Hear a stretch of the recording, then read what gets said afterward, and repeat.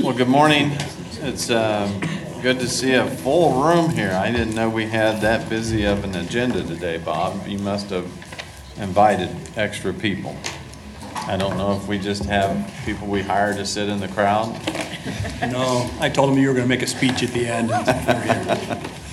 So we'll call our meeting to order. We do have a council consent agenda in front of us, and then following that, we have several workshop items. And first on the list is to approve the January 15th meeting minutes. As you have seen them, there was a slight change because Councilmember Tuttle got out of her lane briefly, but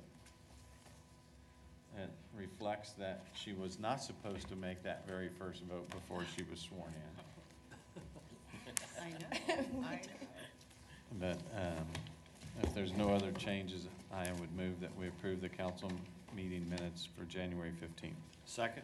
We have a motion and a second. All those in favor say aye. Aye. Opposed? Motion passes 7-0. Consent agenda items 1 through 24. Are there any items that need to be pulled for clarification or discussion?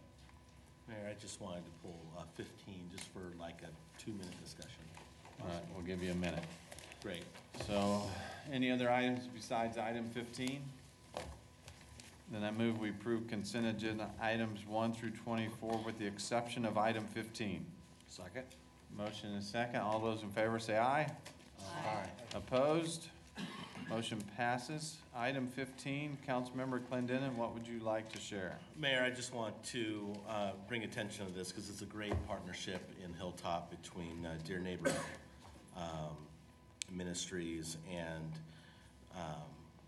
the Neighborhood Association. And they're going to provide, they're going to take care of our building that we've had there that the neighborhood hasn't been able to use for a long time. And I just want to thank Dear Neighbor Ministries for taking on this and providing some needed programming for the people in Hilltop. Very good. You want to make the motion? Yes, sir. And then I'd just like to move that we approve agenda item 15, please. 215. Second? We have a motion and a second to approve. Any other discussion? All those in favor say aye. Aye. Opposed? Motion passes 7-0. Council member appointments, comments. Any appointments today? I'm sure Councilmember Tuttle, you'll have a long list here before too long. No other? Yep. Councilmember Johnson. Thank you, Mayor. This weekend was a great MLK celebration. There were 9 events. The parade was canceled due to the weather, but from Thursday at Newman to yesterday at the Metroplex, just wonderful celebrations, wonderful people, and celebrating the life and legacy of Dr. King, and just wanted to acknowledge that. And I know many of us participated in multiple different events, and so we appreciate the council's participation. They were great events. Thank you. So we are not going to be able to adjourn today's council meeting, so we will suspend it because we do have an executive session that I think it's best if we take it up after the workshops. And so we will suspend the council meeting at this point and turn it over to Mr. Layton for the beginning of multiple workshops. Mayor, we have 4 items today, so we are going to keep you pretty busy here.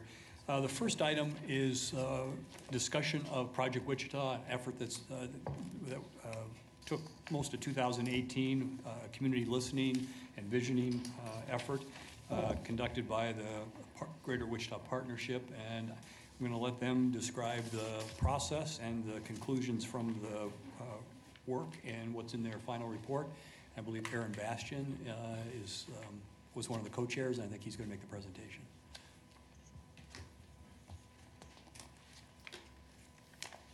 Thank you, Mr. Manager. Mr. Mayor, councilmen and women, it's a real pleasure to be here today to share the results of Project Wichita. My name's Aaron Bastian, president of Fidelity Bank, but I've been spending the last 11 months and 3 weeks volunteering my time toward this effort. Project Wichita is really born out of an idea that we heard about through the Greater Wichita Partnership in November of 2017. And as the partnership is known for doing, they spend a lot of time looking in other communities to find out best practices and that kind of thing. And one community that we focus on was Des Moines. And we heard from the folks involved in the Des Moines partnership that having a overarching plan for the community was one of the things they wish they had done earlier on in their evolution, which is I think in now year 18 or 19 of having a partnership up there.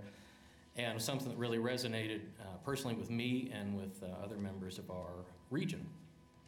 And so we came up with this concept of let's go out and do this for the Wichita region. Not just the city of Wichita or Sedgwick County, but an overarching regional plan that touches on all aspects of life and listens to the community and then takes that input and organizes it into a plan. And so that's what we've done.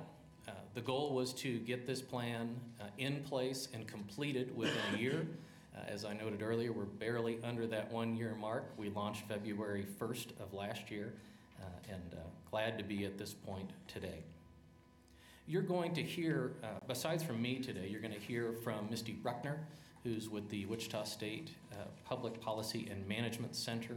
And Wichita State did the majority of the community engagement, whether it be the focus groups or the survey process for Project Wichita. And then Evan Roselle, who's a native Wichitan and came back to Wichita purely to work on Project Wichita and also on some other initiatives with the Greater Wichita Partnership. So to that end, I am glad to bring up Evan to talk about the leadership and how we structured Project Wichita from the start. Thank you, Mr. Bastian. Thank you, Mayor. Thank you, council members. Thank you, Mr. Manager, for the time to be here today. Our desire is to bring you updates of the process and tell you where we are and where we hope to go in the future. So there's plenty of information, far more information than we have time to present to you today. So if there are questions or key areas you'd like us to focus on, we'd be more than happy to do that. As Aaron mentioned, this is a community engagement process designed to harness the momentum that's happening in the community. It's one thing to acknowledge momentum in the region. It's another thing to take advantage of it. And so this hope was to hear from the community in such a way that we could produce a vision and an action plan that moves the community forward to really tangible growth and tangible results. So throughout the process, we established a leadership of 4 volunteer co-chairs. This process has been led by and for the community. So Aaron Bastian, Debbie Gann, Scott Schwindeman, Justin White have all given tremendous amounts of time and their credibility and their influence to this process. And we're thrilled to have such leaders like this guiding this process directionally. The vision team comprises about 94 different organizations throughout the community, and I just pause and thank the city of Wichita for being one of the first supporters that we had in this whole process from day one, stepped in to help lead and initiate these things. Thank you in particular to Mayor Longwell, to Councilmember Johnson, and to Manager Layton, who served on the vision team as representatives for the city, and particularly to Councilmember Johnson, who led the focus area for strong communities and neighborhoods, and under his leadership produced a really dynamic plan for those areas.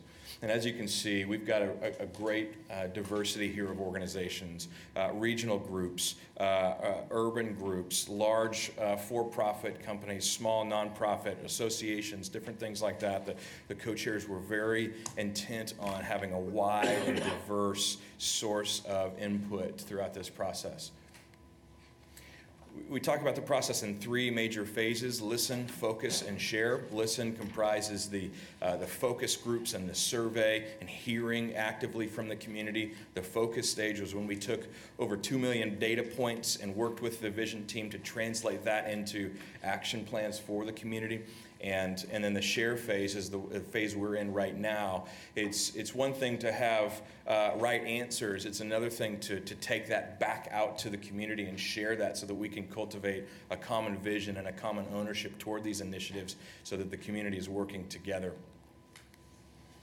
As Mr. Bastian mentioned earlier, this is a 10-county region process. This is something that we wanted beyond the city of Wichita, and we wanted this to be reflective of the regional movements and the regional areas of growth. And so we drew about an hour, 60-mile boundary and invited communities from those areas to step in. I'll toss it to Misty Bruckner, who's going to talk a little bit about the input that we received. Mayor, council members, thank you for having us here today. I'm Misty Bruckner. I'm going to walk through the data just a little bit. Many of you have heard this, so I promise I'm not going into a lot of detail on this, but wanted to share just a little bit about process here. We did 239 focus groups. 102 of those were in-person focus groups, and there were a lot of community volunteers that helped us do that in person, so I want to make sure to recognize that. There were 137 of these that were also done online, so people were able to ask the questions and answer the questions with groups of people that they were already connecting with. So a great turnout from that. We heard from over 3,800 people during just the focus group process. And we took that data that we got, which if we had printed every paper out, it would have been more than a mile of data that we would have collected in that process. And we were trying to find two things. We were trying to find the frequency of the conversations that were happening and what we would consider the intensity of it. So we were asking folks, what do they want for their future? What do they think the critical issues are? And what will keep them wanting to be here 10 years from now? So example would be, we heard about finishing Kellogg in probably 90% of the conversations that we had, right? But it was one line, right? It was one line. In comparison, we heard about education as a critical factor in 95% of the focus groups, and it consumed more than 30% of the conversation. So we looked at it from both ways to try to get frequency of conversation and intensity. How much were people really talking about that? And we took that to narrow it down to 8 different topics. So we talked about downtown area, riverfront, strong neighborhoods and communities, cultural arts attractions, economic opportunity, transportation, education, and community wellness. And that's what we set for the big topics that would be in the community survey, and based on what the feedback was we had from those focus groups. So the survey numbers are just outstanding. We looked and compared to other communities that had done surveys, and although all ways that folks go around doing surveys is different, this number is double or triple the number that other communities had. So it's really a celebration of community involvement and how much people care about what's going on in our region. So almost 14,000 people responded to the survey. And in the survey, we were trying to get ideas on their perspective, what their visions were, but also what their priorities were. So there were questions that tried to get to both of those. So vision and regional perspectives, 3 things that really came out as far as importance. One was this look to the future, right? What will make our children be successful for the future? Kind of an ingrained quality in most of us. Well over 80% of the folks, or almost 80% of the folks, either strongly agreed or agreed that this would be a priority. Creating opportunities for people to be successful, again, a high priority. And we want to be a community that values diversity and inclusion in this process. The other one that I would want to highlight is that 4 out of 5 folks that responded to this said that Wichita had to be a region that was willing to change if we were going to keep the next generation. So again, 80% of the folks saying this is important that we think about what that next generation needs to be here. There were over 40 questions that dealt with priorities, and want to make sure that we talk about, we had a 5-point scale. These are questions that came from the survey or from the focus groups, so they were already important. We didn't have any questions on the survey that people did not already identify in some way as important. So really what we were trying to figure out in the survey was, what did they feel was the highest level of importance, right? What did they consider essential? And so part of the planning process is, how do we narrow down the work that we want to do here? And so from that, if you look at this, the blue is what we consider essential, and the red lines indicate what is essential or very important combined, right? So the highest 2 indicators here.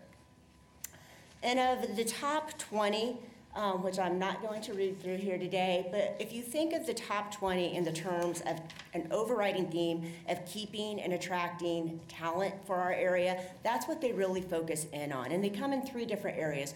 One is education. The items that relate to education were all in that kind of top 20 item. Items that look at creating opportunity through workforce development, whether that's in issues of inclusiveness or development, or keeping our young folks who are wanting to get some type of higher education. Those are a part of these questions. And then the last part of it really is quality of place, that we know that's an important factor to keep and retain folks for the next generation. So the full report is available online, all the details of all the survey questions. Glad to answer any more about that, but I know many of you have heard that before, and just want to kind of help frame that conversation for moving forward with the focus areas. Okay. Good.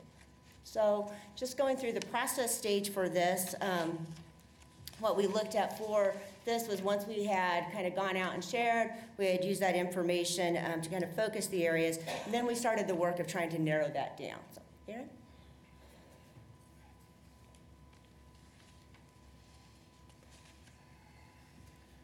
So as co-chairs, we felt like it was really important to develop both guiding principles and a vision for this plan. Guiding principles being the lens through which we looked at all of these pieces of community input and feedback and help craft the plan as we went forward. And those guiding principles are: invest in ourselves, future generation mindset, connected community, and boldly seize opportunities. Those principles really fed a vision for the plan, which reads as follows. Here in the heart of the heartland, we work together to create a vibrant region where people choose to live because we bravely seize opportunities and champion change, provide pathways to success, welcome our differences, and invest in our future. So you get that there are several through lines between our guiding principles and our vision: seizing opportunities, being action-oriented, investing in our future, being connected as a community, welcoming our differences. Those are the items that we really were intentional about making sure showed up in the plan based on the feedback from the community. And that leads into our focus areas, the overarching areas of action and plan, and the areas that the plan is written around. So I'm going to welcome Evan and Misty back up to cover the focus areas.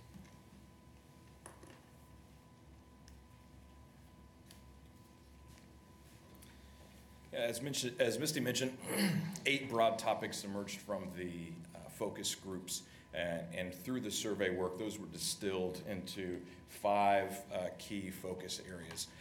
The first was talent, and this focus area was led by Dominique Harris, Senior Business Development Analyst at Cargill. Lifelong learning, led by Stephanie Harder, Director of Communication and Public Affairs at Textron Aviation. Economic prosperity, led by Kyle Blaisdell, Director of Business and Project Development at Conco. Strong communities and neighborhoods, led by your very own Brandon Johnson with the City of Wichita. Is finally quality of place, led by Matt Michaelis, Chairman and CEO of Emprise Bank. And so we'll walk through a little bit of these action plans relative to these 5 focus areas real briefly. I should note, too, that in your reports, your hard copies, and then also at projectwichita.org, the full action plans are present there. So there's certainly more content than you'll see here on these slides. And that's mostly for time and for your eyes. So I'd direct you to that further information. If you have more questions, or certainly I can answer them as well.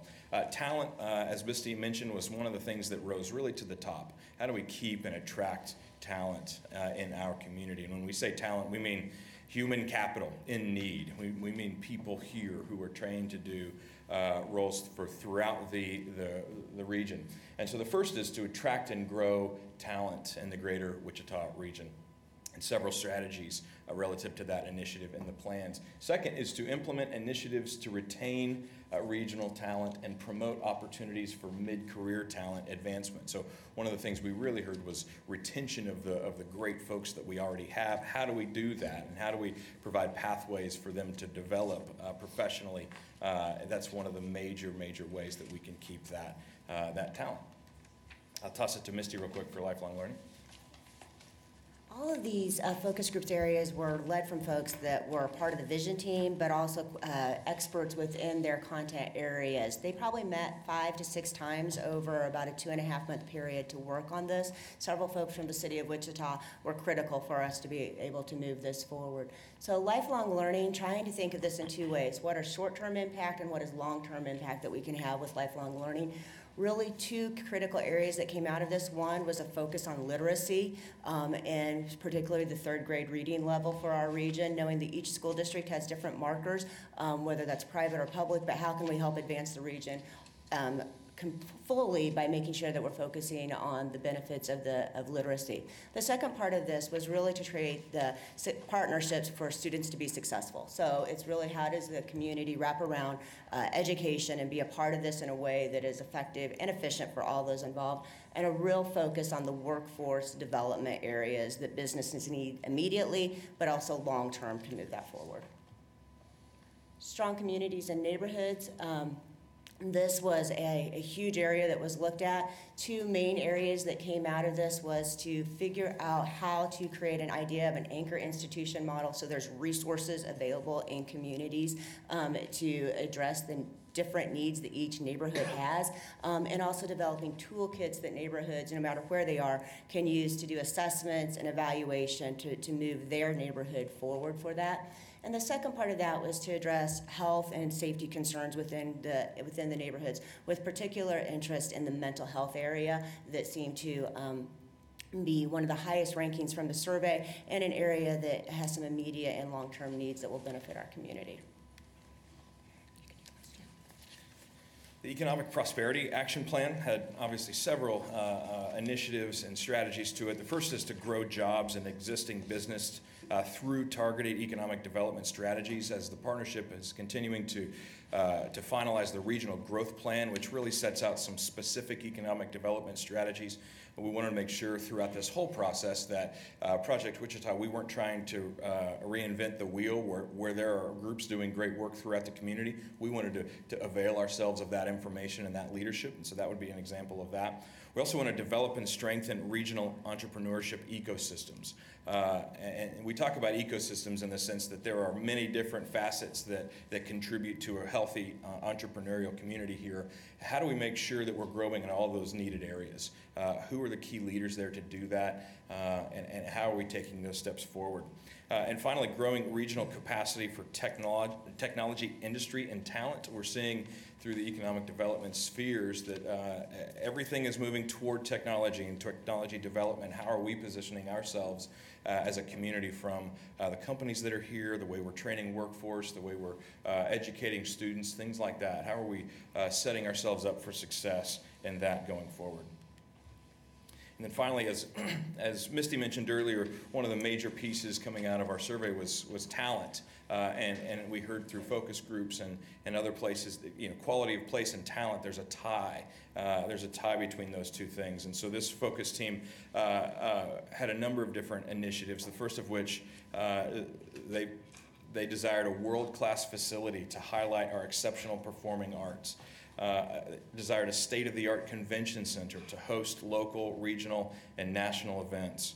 Also, a spectacular gathering spot in the heart of the city, serving as a destination for all locals and visitors alike, as a complement to the neighborhood-centered efforts in the region. And as we think back to our connected community guiding principle, we heard consistently from throughout the region that the community wanted to gather together to celebrate the different cultures, to celebrate pride in Wichita, and providing contexts where it's easy for folks to do that. And fourth, a comprehensive and unified plan to connect development in the urban core, ensuring a vibrant city center, beautiful, engaging, and walkable, that the entire region can be proud of. Really, as we're thinking about these different places of development and different buildings and gathering spaces, how are we thinking about that cohesively? Is really kind of the subject of that one. And then fourth, a culture of celebrating community with signature events and attractions across the community. Again, one of the strongest things we heard was that the community wanted to gather together. They wanted to celebrate things together. So as we mentioned earlier, the 3 phases, we're heading into the 3rd phase here now that those action plans are finished with the vision team.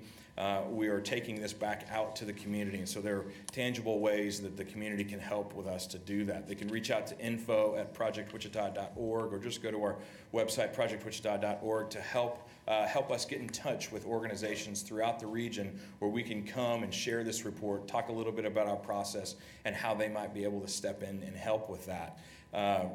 We're also asking others to help us connect to those groups too. One of the greatest strengths of having the vision team that we did was that we were able, through those relationships of those leaders, to step into places in the community that would really give us some critical and really needed feedback and input. And then finally, you can text Project Wichita to 22828 to get the latest news. You could engage with Project Wichita on social media. You can go online, sign up for emails and things like that. And as these action plans start to become more tangible and the opportunities to step into those things over the next coming weeks become much more concrete, that's a great way for us to communicate with the community about how they can step in. And finally, as the things that we're working on as a team while we're doing that, a number of things. One, establishing an advancement team. So as a couple of the co-chairs are stepping out, we're forming a leadership team that's really going to help us to advance these initiatives throughout the community. We've learned in this process that this is about building relationships and about establishing partnerships with fantastic organizations and groups throughout the community. This is something that has to be shared, and it has to be shared from a vision and an action standpoint. And so we're establishing an advancement team to help us do that. Secondly, formulating task forces and action teams. You'll see in the report that there are a couple of places where we need to get more strategic and more information and better clarity on action points to really move some issues forward. And so we'll be establishing teams that are designed to do that as well. We also want to develop, and we're working on this now, developing accountability strategies for the community to ensure that there's progress happening in these areas and that progress is being communicated to all of our community partners and the community at large. And finally, working on innovative funding strategies to support the progress on these initiatives. There's no one singular funding strategy that can be applied across the board here, but what we've seen that's so encouraging through this process is that around every bend the community has stepped in, and the private sector and the public sector have been partners in this process from day one, and we expect that to continue because everybody wants to see this community grow. Everybody wants to see this community thrive. With that, I will ask for any questions that you may have, and would welcome Aaron and Misty back up to help field those. Questions? No? Can we at least put Evan on the spot? Yeah, I was going to say. I have a comment. Yes. So, Make it a pointed question, you can share your comment. can I share a comment now? Thank you all for being here today and for the great work that you've done. And I am really encouraged that when we looked at the top priorities, the things that were essential, when we look at those, 5 of the top 10 all have to do with higher education, which kind of goes against what we had heard in some earlier reports, not from you, but earlier reports about how people in this region don't see the value of higher education, and I think this disputes that. And I'm glad to see that then carried on through to the action steps. So I think that's really good news, because I think people were a little disheartened when they said, what do you mean we don't care about higher education? Of course we do, and this shows that we do. So thank you. Any other questions, comments? Thank you, looking forward to next steps. Absolutely, and thank you again for the city's involvement in this process and how you've been invested in this from day one. Thank you, Mr. Manager. So, Aaron, have you neglected the banking world for the last year? I think it would be fair to say that I'm not as good of a banker as I would have been over the last year had I not spent time on Project Wichita. Well, we appreciate your sacrifice. Thank you. Mr. Manager, want to go to the next item? Yes, Mayor. The second item Project Wichita was 1 year in the making. This aquatics master plan, I think, has been 10 years in the making. At least it sure has seemed that way. We are, I think, finally ready to share with you some concept plans for swimming pool renovations and splash pad construction that is consistent with the direction we've received from council. And that is what we were calling Scenario 3 previously. We'll probably refer to it that same way today, just as a point of reference. But a reminder that it would provide for the renovation of 6 pools that are in good condition today and modernize them to a degree and make them viable for a period of time, as well as to introduce splash pads, not of the traditional type that we've had in the past, but with more theme. I will caution you, what we're showing you today are concepts. There's still more work to be done. There's a public art element that needs to be added to these structures as well. But with that, I'm going to turn over to Troy Hauptman to remind you just real briefly how we got to this point and how we recommend going forward. Thanks, Bob. Good morning, Mayor, Council. Troy Hauptman, Director of Parks and Recreation. Today I wanted to talk to you a little bit about our aquatics master plan. I wanted to introduce our team as well. So Jeff Bartley from Water's Edge is our design consultant. We also have Shannon Gordon from Landsworks Studio. And of course, Brian Hill, staff member. Also wanted to, I know they're here today, Connie Arnett as well as Kent Williams. They're part of our, they're consultants on our artwork, so they're gonna be getting busy here in a couple weeks, hopefully. So we've been working on this plan pretty hot and heavy the past few months. So, option 3, the ideas that we have moving forward really include these sites. The ones in red are the swimming pools, and the ones in blue are some of the splash pads that we are looking at. So We'll give you a little bit more details, but I wanted to show you on a map how this kind of goes across the whole city. Obviously, there's a little bit more focus on the splash pads on the east side, but we tried our best to find a good plan that's going to cover the whole city. So a little bit of a timetable. So this has actually started about 8 years ago when we recognized that there was some really need for our swimming pools as far as the infrastructure. We knew that they're falling apart, that they were beyond their years of life, and that we knew that in the future, to be proactive, we needed to start planning. And so we have gone through a process the past 8 years through different type of community engagements, public engagements, looking at some different ideas. We definitely have exhausted a lot of different thoughts and ideas along the way. But more so than anything else, we did get a lot of public input. We did talk to a lot of folks on a lot of different level, whether it's through Facebook or doing surveys online, actually going through a lot of DABs. And so we did really spend a lot of time talking to folks. And then this past June, we received some direction to look at some additional options, and we have that for you today. So a quick little background. I think I presented to you guys 2.5 months ago about the 3 different options.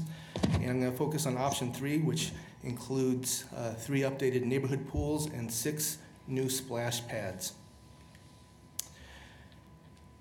Some of the things that were really important with this plan, as well as what we received from the public in regards to the engagement, was the time that the pools are open. The pools have been really reduced in hours to make sure that we stay underneath budget. We've also reduced the season as well. So all 3 options, but particularly option 3, includes additional hours, additional operating hours for the calendar, as well as daily operational hours. So one of the things that I really want to focus on in regards to scenario 3, the 6 pools, Ailey, College Hill, Harvest, McAdams, Manissa, and Orchard, and the 6 splash pads, Boston, Edgemoor, Evergreen, Harrison, Linwood, and Plainview. The estimated cost recovery is 60%. One of the things that we were looking at as we were going through this past 7 years is how could we improve the cost recovery. One of the ideas was enhance the pools, more people will come. So some of the other options that we looked at, I think, have a little bit higher cost recovery. However, this scenario really focuses on 6 neighborhood pools across the whole city. Also includes 6 splash pads, which we don't receive any revenue for. Splash pads are actually free. So it does actually increase some of our operational costs. However, we are adding additional swim hours, and so we'll have 312 open swim hours, which is a huge increase of what we offer right now. And I think that's going to be something that the public is really going to appreciate as we keep getting lots and lots of feedback on that as one of their highest priorities. So we have a couple different ideas in regards to scenario 3. We wanted to give you what the basic costs are just for the infrastructure repairs and upgrades. This includes upgrades to the gutter system, pipes, adding a new filtration system, as well as disinfectant system with a new controller. We needed to update, and I think Jeff is going to share a little bit of information about that, but we needed an update from 50 years ago using technology now that actually saves us energy and saves us dollars in water as well, because we're paying for water costs as well. So these new filtration systems will actually save us some operational dollars. So we were asked to give some enhancements to what the pool is going to look like if we could put some minor upgrades, put some amenities into the pools, and just enhance some of the operations of the pools. And we're going to go over that today as well, but here are some of the costs that we came up with for each one of the locations. And we'll have a little bit more detail for you. The operating costs are going to increase, and so here are some of the operating costs that we are going to be projecting for each one of these locations. So we actually came up with 9 different ideas for splash pads, and we are going to show 6 of them here, but we actually put storyboards together, and outside the room, there's actually all 9 of them are being posted up there that are really kind of creative, very, very unique. One of the things that we really wanted to focus on was not pulling things off of the shelf. We could have definitely just gone to a catalog and pulled out different splash pad amenities right out of the catalog and would have been just like everybody else's splash pads. So we spent a lot of time with some great designers that came up with some wonderful ideas. And these are ideas that came from the public. We met with each one of the DABs. We actually, some of the DABs actually created some committees. We met with some other community folks to get these ideas. And Shannon, if you could go through these, that would be great. But Shannon actually put a lot of these ideas into this framework. And we're going to go through these really quick. Is there a pointer on this? Middle. Excellent. Thank you all for having us here, council and mayor.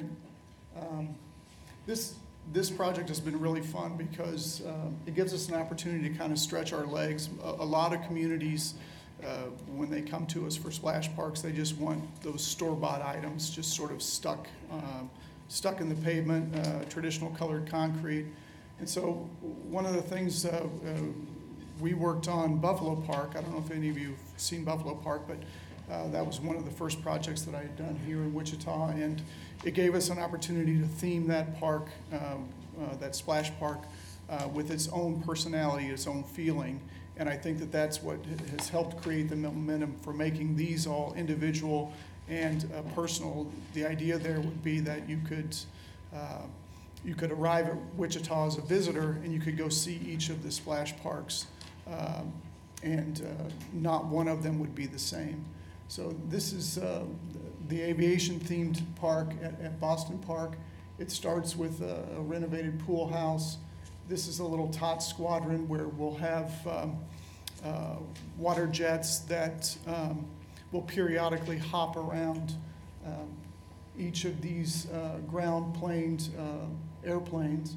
And then these are larger airplane towers that you can see here, themed to aircraft from the past or from the future that would be inspired by what's happening here within the aviation world. And these are items that would be developed by artists. That's part of our charge, is to make sure we include artists. Our job was to give them the framework to develop that art, and then we give kind of a quick idea of what we think it might look like, but usually it will come with the spirit and the attention to detail that the artist will provide. This one also includes some unique arbor swings here, where a family can sit together in one large swing and swing as they watch the children. And then a lot of these also include an artificial turf berm that will allow folks to lay out in the sun, drag a chair out into the sunshine, and then we're also reusing a lot of the shade structures that are existing. This one is Jelly Bean, and again, these are all out in the hallway, but Jelly Bean is kind of interesting. We were looking for a very unique concept here. We're using what appear to be large boulders covered in indoor-outdoor artificial turf in different colors to appear like it's in a different world, and the kids would climb all over the material. It's soft underneath like a playground, but the top of it allows for crawling around and getting wet. I don't know what I just did.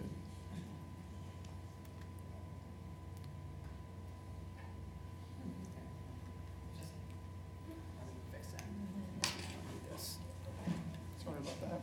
There we go. So this one is what we're calling the Aztec Grotto at Evergreen. This one was, we got a lot of great input from the community wanting something that had some historic feel to it. The idea here is that we use Tlaloc, the god of thunder and water, rain, and this one is really going to be fun. The mouth, you can crawl in and out of the mouth, and that will be where the bass sound comes from. and then there would be a periodic loop where the base would rumble, and then lights would flash, and then these things would begin to spray, and building the anticipation throughout the project, and creating a very unique play capability. This is a pattern after an Aztec shield, and we really look forward to seeing what the artists come up with to help us to define what that Tlaloc looks like. This one is, we call it the Desert Oasis. It's at Harrison. It's an interesting one where we start at grade here and slowly work grade up to an overlook that has falls underneath it. There'd be a railing, obviously, across the top, and you can work your way in and out underneath that falls, and then it's highlighted with this large scorpion feature that has tipping buckets for the tail and tipping buckets for the claws, and just kind of an interesting, fun oasis feeling. This one is a refinement of the first one that I showed you with the balls on it. We're actually transferring it to being called the Mossy Stones, coming up with a creative way to identify all of the paving, keeping the shade structure in the middle separated. These are for the tots, and this is for the youth. And it's really more of an expansion of the previous concept that we saw. This one is Storm on the Flint Hills. We're always inspired by the look and feel of the Flint Hills, so we're showing a mimicking of that feeling by creating these Flint Hill mounds that are edged with stone. This one is at Plainview, and if you're familiar with the ballparks, are down here. There's an existing shelter here across the street that would be used if someone wanted to change clothes. But then we have seating all around the outside, shade structure in the middle, and then these are artist-interpreted prairie flowers that would be the genesis of the rain. It also could have some theatrics with the way that it performs to feel like a storm on the prairie. Thank you.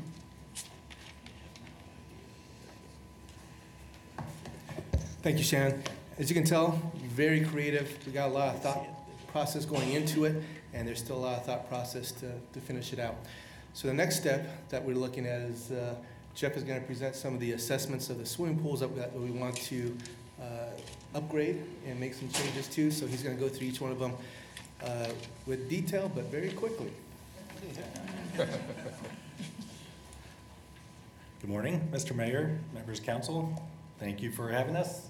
I will try to be very quickly on this. This will be less exciting than the splash parks. Afraid to say.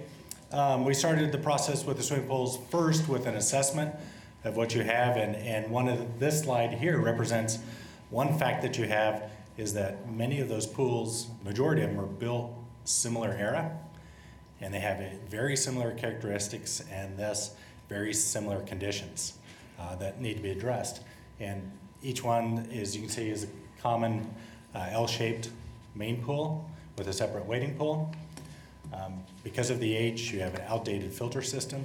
You have outdated piping, which is in many cases 40 to 50 years old, needs to be addressed. The perimeter of the pool, gutter system ought to be updated.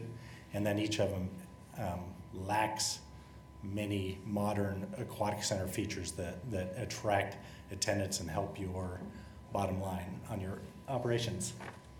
So with that, and a key part about that is the filter system. You have filter systems very old, it's a very unique DE filter system, and that causes a fair amount of maintenance issues for your staff. A lot of time involved with caretaking those filters, and you use a lot of water in the process of cleaning those. So we believe that's replacing those as an integral part of this process. And we've gone through a number of types of filter systems with the staff, and so we've looked at a lot of various options where we have now are using the most common type of pressure sand filters and that's within the current budgeting. So starting first, Orchard and Manissa are in close proximity. Again, very similar characteristics with that I went through before. Pool structure's okay condition, need to replace filter system, piping, and the bathhouse. While the bathhouse is dated, it's in fair structural condition. There's a few pictures of it, particularly the bathhouse. So the improvements that we have planned, we categorized a lot of them, as Troy mentioned, categorized them into basic improvements, things that need to be done to preserve the integrity of the facilities and extend their life. Those are listed as basic renovations. Includes replacing filter system and chemical feed treatment, pool piping, filters, etc. That adds up to a budget of $875,000 for this facility. And then if we add enhancements to that, we've included in this facility ramped entry located in this corner. So it starts at 0 depth entry, ramps down, switches back into the main pool. We've added a deck top water slide in this location, climbing wall in the deep end, and then stairs for easier access on the opposite side. So those enhancements come up with a budget of $450,000 for a total of approximately $1.3 million. Manissa, similar characteristic, similar condition. Basic improvements, again, approximately $875,000. And then enhancements, we've added, this one has a little larger 0 depth entry area with spray features, toddler slide for little ones, shaded area in the bench in the water, again, a deck top water slide, some floatables, other play features, climbing wall. So adding that up, those enhancements are a budget of $975,000 for a total of $1.85 million. McAdams, again, similar condition, unique, interesting architecture and facility. There's some overall pictures of it. Structures in good condition, have these interesting shade concrete structures, which are fascinating. Bathhouse is very large in good structural condition, but looks dated. And then, so for McAdams, we had an internal debate. We have two different options for McAdams. One which preserves the lap area, the 6-lane, 25-yard lap area, so this facility could be used for competitive swim meets or practice, as well as added spray and play features on a wet deck adjacent to the pool. So this includes quite a few spray features in this location and this wet deck with a large interactive play structure there with a dumping bucket.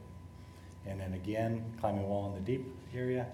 So all of that totaling $1.725 million. As the alternate option to that, instead of preserving the 6-lane lap area, we've added the shallow water and play features within the pool structure, all in this location, 0 depth entry with the spray play features, deck top water slide, etc. And that comes to a similar overall budget, $1.775 million. Ailey, again, similar conditions. There's some pictures of it. The tank structure's in good shape, piping easily replaced. Bathhouse structure is in fair condition, just doesn't look the best. It's a little bit dated. So basic renovations, $810,000. And then the enhancements, we're preserving. It currently has this deck top water slide, but we're adding stair entry to get into the pool, climbing wall, and floatables. And that is at a total budget of $1.17 million. And then Harvest, which might be the last one. Harvest is similar L shape with the wading pool. It does have brand new bathhouse on it, but it does have an old filter building that's very small. So in this scenario, we are replacing the filter building, so, which is, we believe, necessary to replace the filters in this case. So with that, the basic renovations are a little more than the others because it includes replacement of the filter building. So it's at $1 million for basic renovation. And then the potential enhancements, this pool is widely used for competitive swimming programs, so we didn't interfere with those 6 lanes. So we've added shallow water, 0 depth entry, shallow water, toddler slide, shade. We've added those features with a new water slide in the deep end, and that's at an enhancement budget of $780,000, so total budget of $1.78 million. And again, those are kind of early concepts to embrace scenario 3, and they're still concepts in process. So I'll turn back over to Troy. Thank you, Jeff. So we spent a lot of time looking at the absolute needs to make sure that these pools last for another 15, 20, 25 years, but also adding some other amenities to get people out and excited to the pools. We've also met with several folks from the community, particularly in regards to McAdams and some other neighborhood pools, working on some additional programming, working on some joint programs together to get people more interested to come out to our swimming pools, get them more fit in our swim teams, and just making sure that our pools are much, much more utilized. All right, so let me go over this really quick. So for scenario 3, the annual average net loss is roughly about $575,000. As opposed to what is happening right now, we are losing $435,000 a year. So that net is going to increase by $142,000.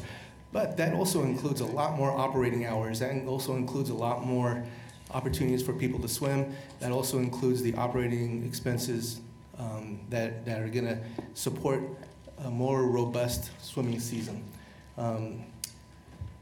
So the annual debt service savings for 3B, it's going to cost less to do 3B than the $22 million that we have set aside. So if you annualize this, we're looking at $340,000 worth of savings, CIP dollar savings. So we may be spending a little bit more money in operational dollars, but we're saving more money through our reduced amount of capital that we're going to be spending. So this is a pretty aggressive timeline. But this front loads a lot of the costs in year 19 and 20.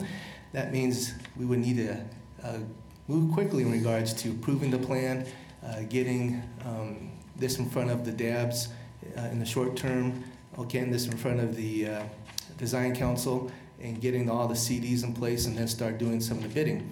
I think this is really aggressive, but I think it would be something that we would have some changes and some new facilities in the summer of 2020, and then the finishing everything, completed everything by the summer of 2021 for the complete system being executed. Also, I want to add the bottom number, $16.5 million. That does not include contingency costs, so we would need to make sure that when we come back to council that we might want to add some of those contingency costs there as well.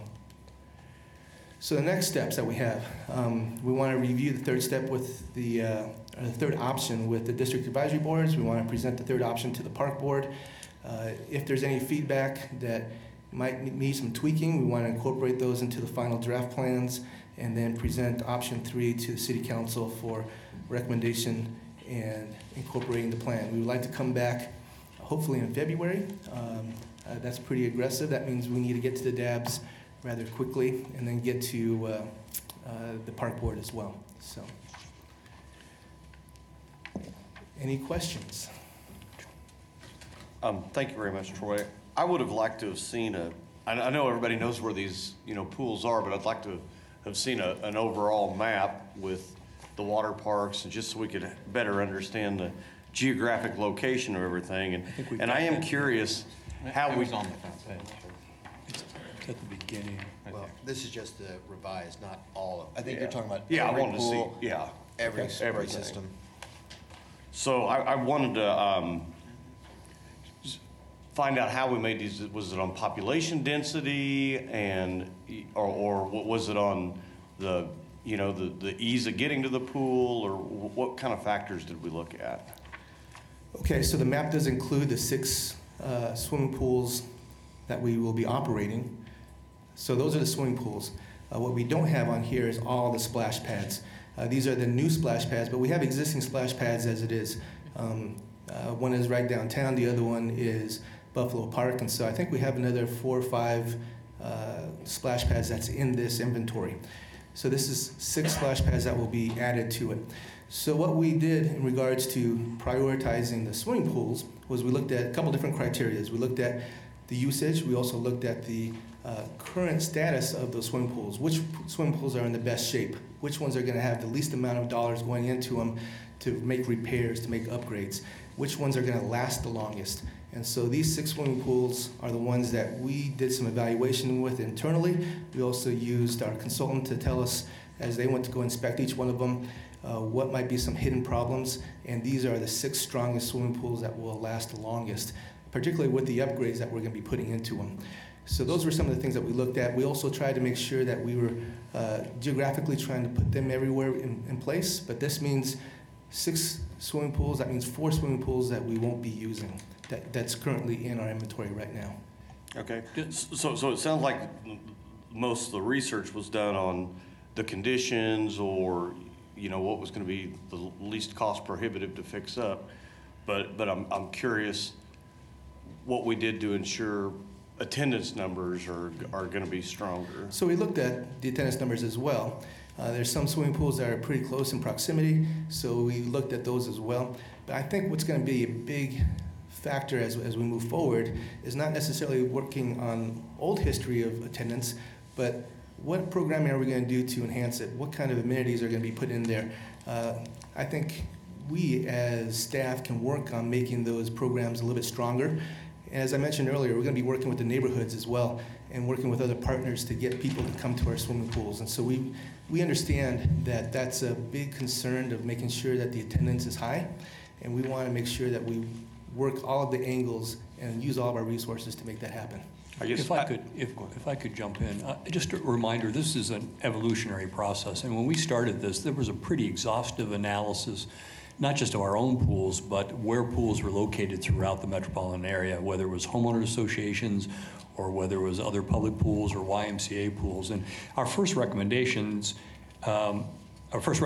actually had a fewer number of city pools trying to ensure their success, and a greater number of splash pads. And that was, I think, not received well in the community, and the council asked us to look at other options to vary from that data set to look at some other alternatives. And that's how eventually over time we got to, let's save the pools, let's have more pools than what was in the original staff recommendation, and let's focus on the pools that we think we can successfully operate, can be sustainable over a longer period of time, and that we think we can drive programming to be successful. And we've worked the numbers pretty closely in terms of what we think we're going to get in revenue. And as you saw on, I think, slide 32, we have come up with an estimate of net revenue or net operating expense for the system.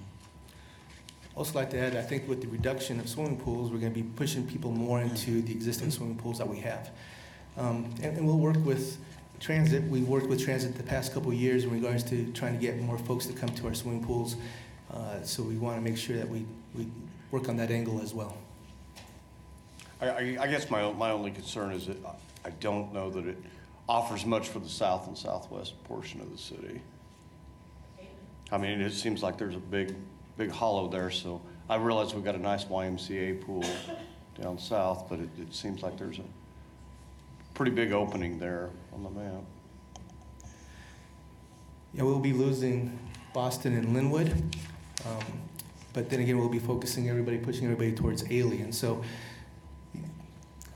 it's a compromise where if we want to add more swimming pools, then we would need to look at another option. So you're really talking southwest, right? I mean, the whole there. which part of that obviously is taken up with the airport, which is a big footprint. And there's no swimming pools there. That's as it why I was is. curious as to population density for Right. the area. Right. And again, we're Here's- not adding any new swing facilities. We didn't even look at that. So places where Right. there aren't any, there's still not going to be any. We just are going on the renovation of the current pools that we have right now. Well, and correct me if I'm wrong, and Brian also, but when we did the analysis originally, that area is significantly covered, really almost that entire west side, both north and south, covered significantly by the homeowners association. So there's a pretty strong aquatics presence there. It's just not publicly owned. I'd like to see that. Yeah, we've got more. That would be helpful. Two Take- HOA pools down south. I agree, Vice Mayor. Here's what would be helpful. So you have that map, and I think everything that's existing, we're either renovating the pool or converting the pool to a splash pad. We're not eliminating any aquatics areas at this point. We're either renovating or converting them to a splash pad. Correct.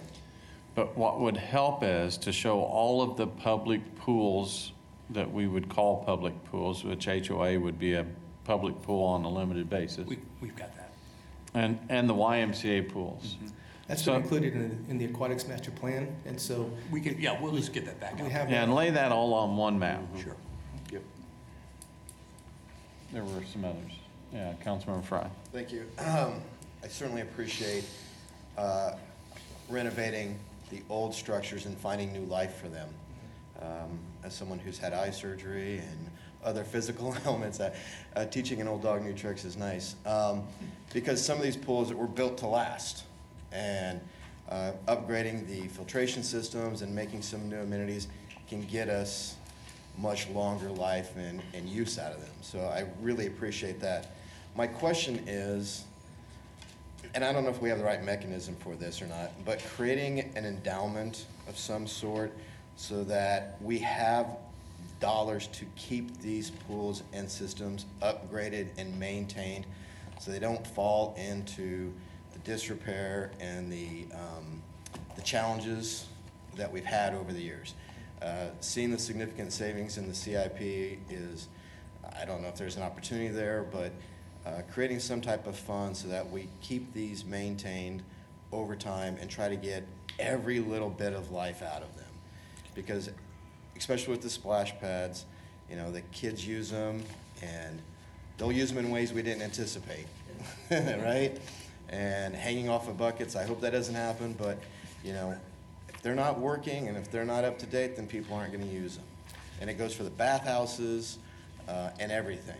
Two things to add to that is several of the splash pads, we're going to continue using the bathhouses for that conversion. So an example is Boston or Linwood. We'll still have the bathhouse there for them to use. So that piece of infrastructure will still be there to support not just the splash pad, but the whole park as well. Right, and but over time, like I know the McAdams bathhouse, the doors got beat up, got ripped off. Troy, the would you go paint. to slide 32? So if we can figure out a way to create some kind of pool of money to keep this aquatics master plan. Bob, you wanted to add? Yeah, Mayor, you had mentioned this previously, and I think the council's desire was to come up with a scenario that was sustainable.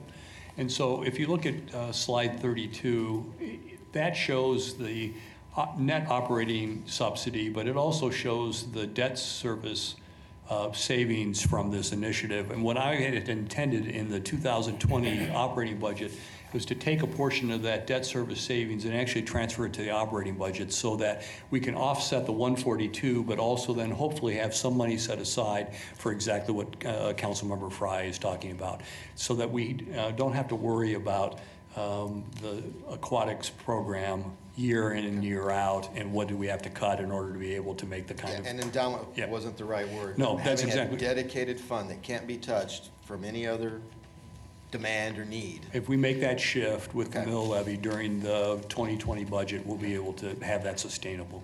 So our infrastructure is maintained by Public Works, and they have hundreds of buildings that they maintain, and so we're always competing with Public Works in regards to which facilities are the biggest priorities. I gotta tell you, Public Works has done a really good job. Every time we had a situation where we needed a repair, whether there's a jet that's down, whether we had some loose stones, loose bricks, we call Public Works, they come out there and they make a quick repair.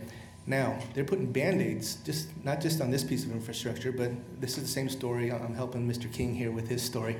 But all of our infrastructure is aging throughout the whole city on all of our infrastructure. So I would be very excited to see if we can come up with a plan and work with Mr. King on that. But I gotta tell you though, they do a great job of maintaining what they can with what they have. How much did Alan pay you to say that? We have an agreement. He's gonna say good things about me later on. Did you have some comments, Brad? Thanks, Mayor. Troy, first, I appreciate you and staff working on this. This has been a long process, and I really like the enhanced plan because, as you were there with me, with the students, they all wanted to see more than what I think we initially proposed, so this has been good. My only question is with the McAdams pool on the play pool option, what are we doing with that kiddie pool off to the east? I'll let Jeff come answer that question while I put it to that slide.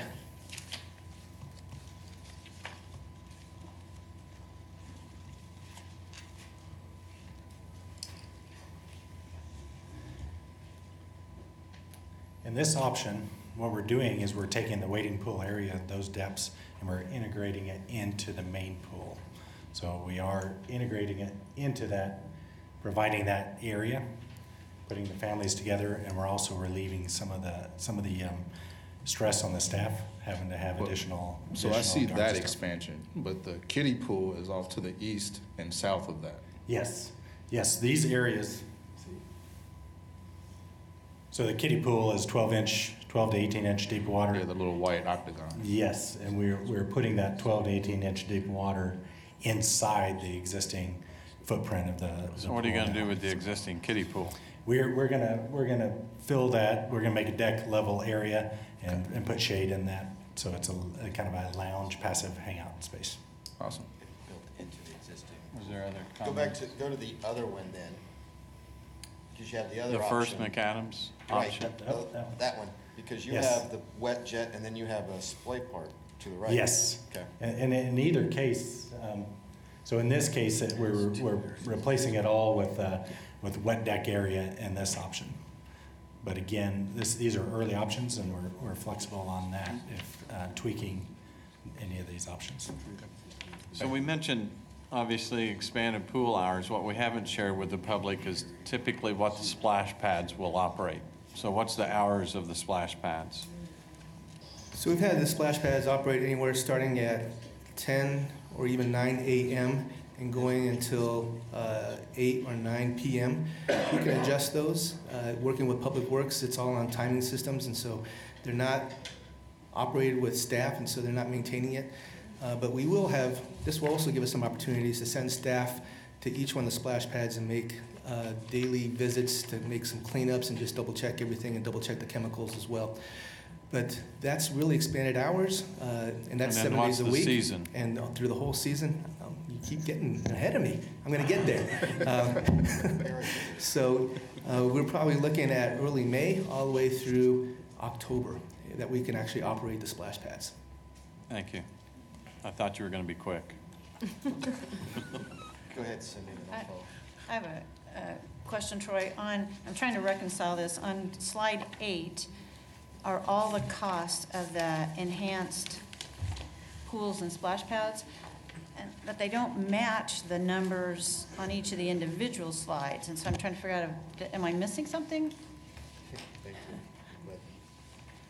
So I think what the overall cost also includes the consultant fees as well as the artist fees. So if you add those in there, I think that will be the difference that you're looking for. Let's see, portrait one. Okay, that makes sense, because the ones on 8 or higher.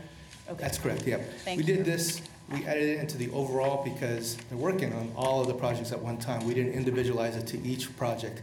And so we also have the artist costs that are going to be built into that as well. And so we use those numbers here. Thanks. We're paying the consultants. Yes, we are. They're doing a great job. All right, yes. Troy, it's great to finally see a water feature in District 3, finally, and I appreciate the attention to Plainview Park. My concern is, and it may be minor, but what is the scale at which the Plainview Park water splash pad is going to be at. Being the only District 3 option, at least way down in that area, I can imagine how many kids are going to be out there at this one. How many kids can it handle, and what kind of is the scale that we're looking at on that one? So when I met with the consultants and we talked about what is going to work best for our system, we talked a lot about Buffalo Park. That was a great place to start from our conversation. And so that's kind of the size that we're looking at. Roughly, that's, I think, a square of, I think, close to, about 1,000 square feet in regards to that.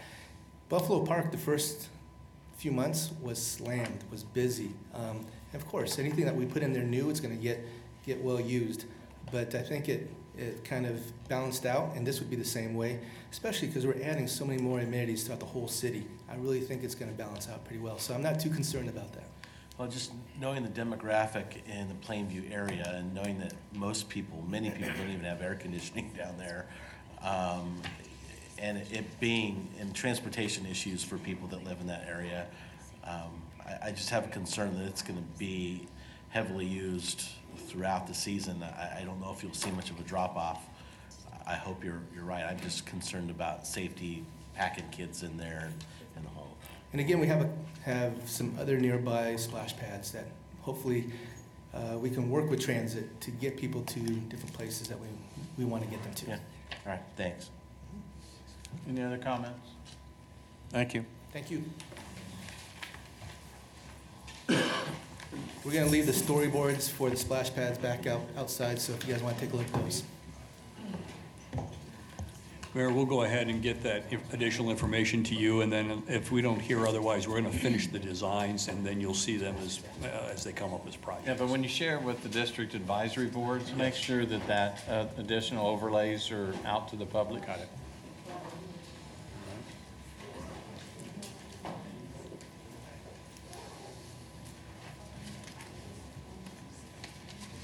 The next item has to do with an emerging trend in cities around the country, and that's the introduction of electric scooters as an alternative transportation mode. We've been approached by a number of companies regarding the use of electric scooters or introduction of electric scooters into the city. We took an approach similar to what the council asked us to do with Uber, Lyft, and rideshare programs, and that is try not to be overly restrictive, allow for access, but limit our regulation to issues that other cities have discovered have been problematic. And so we did some research in terms of best practices, common problems, and have put together what I think is probably a model ordinance for your consideration. And I had begged Mike not to ride a scooter into the room today, so he's here. Mike Tan is going to make a presentation on our suggested regulations. Thank you, Bob.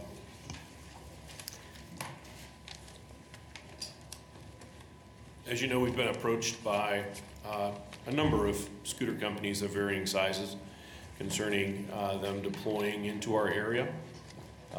We're sort of fortunate from the standpoint that the first time we were approached, there was a belief on their part, which they passed along to the participants, that this was going to be immediate.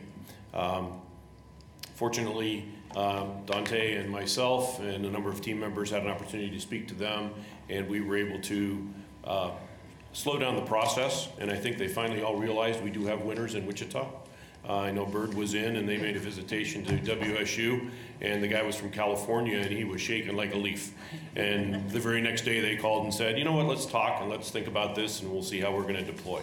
So we were very fortunate. We feel that, quite frankly, with the team we've put together and the communications that we've had with all of the people who've reached out to us, that we're going to be able to control when and if we can come to an agreement with regards to how a pilot project will be moving forward. The team that we brought together, you can see, consisted of the police department, manager's office, legal department, transit, of course, park department, and public works. And really the purpose was to provide information about policy and practices in other communities, to draft the scooter concept that we had talked about before, and to help address questions and/or identify areas of additional research, and to receive feedback and input from potential stakeholders. As a defining what an e-scooter is, it obviously has an electric motor, 2 wheels with no more 12 inches in diameter. They are designed to be stood on. Scooters today, the generation that's out there is about a 1.5 generation. The second generation of scooters is now being deployed. There's a lot more of technological advances that are on there. A couple of the companies that we talked to are already deploying scooters that have the ability to set up no scoot zones and slow scoot zones based upon what the community would like to see in certain areas.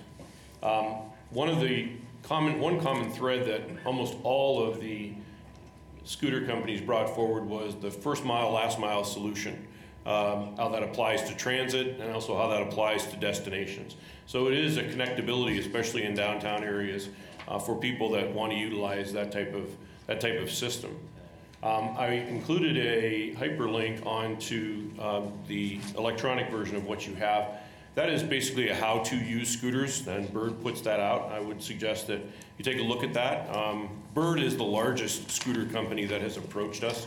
Themselves and Lime represent probably a majority of the deployments that we are seeing. Some of the other ones that have been reached out to us have been mostly one city representatives based upon the needs or the locations of universities.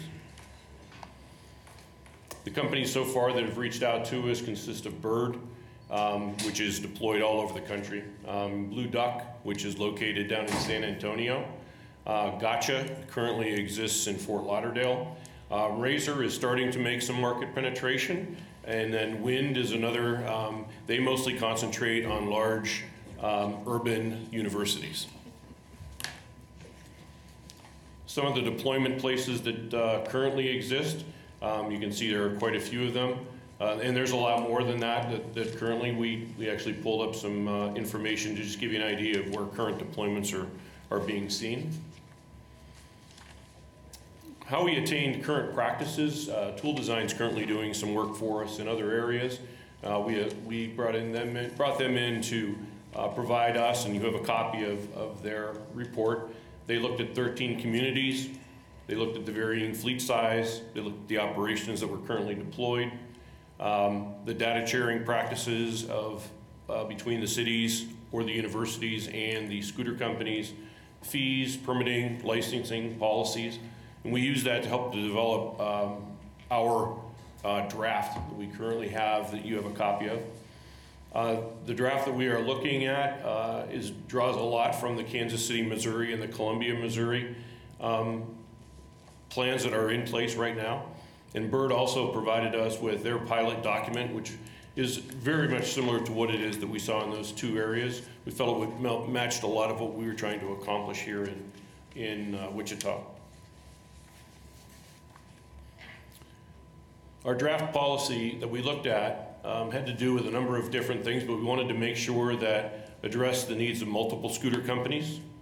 Obviously, the number that are out there that have approached us so far, there's probably only scratches the surface, but we want to make sure we can attempt to control how many there are, who their contact information is, and what they're going to have locally as far as representatives go. We want to make sure that we control the initial fleet size.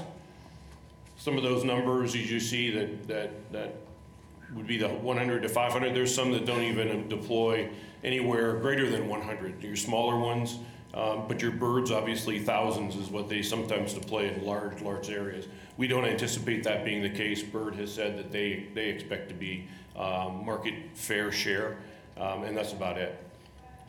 Data sharing is huge. Obviously, every one of these companies have a very, very strong tech and data side. We want to make sure that that data is shared with us so we're able to determine how successful or how the areas or how the scooters are being used, and that data sharing obviously is mostly next day, so we're able to look at those things. We want to make sure that maintenance is maintained on all of those scooters, and there's requirements for them to maintain that. Insurance issues. Right now on the scooters themselves, they all have a 15-mile-an-hour max speed. We want to make sure that with the technology, we made note on the side here, that you can also establish restrictions for our locations here. So whether they're specific to Wichita or they're specific to specific locations, that is entirely up to us to do. And also the time of operation too is something that now technology has allowed us to really take advantage of. Some of the other things that we wanted to make sure is that we clearly state where scooters are allowed to be and not allowed to be, which is a follow-up to some of the ordinances that we need to obviously have a lot of discussion with before we even move forward on this. We want to make sure that they're not allowed on sidewalks, but they are allowed on streets, bike lanes, and paths with certain exceptions. And we want to make sure we control what those exceptions are. And we are going to be opening this up for public conversation, especially our advisory boards, to make sure we have their input. And also to make sure that we have a very clearly defined hours of operation so that we can control when those actually shut down. And that also gives them time to retrieve those, take them back to their locations, charge them, repair them, and work on the things that they need to work on. Other situations that obviously other areas have dealt with is the situation of where scooters are left. There's a couple different solutions that we found as we've talked to different scooter companies. Bird requires that before you disengage from that transaction, you have to take a photo of where the scooter is being left that shows that it is being left in a good parking area for their areas. They also have things called bird nests where you can actually take the scooter to and leave it there, and then that's there and available, and those are clearly marked and defined. And again, those locations are established between a cooperative agreement between the city and the actual scooter company. Another area, Gotcha uses hibernation points. And the way they control is they want all of their scooters to go back to hibernation points. And if the person does not do that, they're fined another $20 onto their credit card transaction. So there's, obviously, we're seeing these things just continue to change. Another part is what will happen if the rules aren't followed.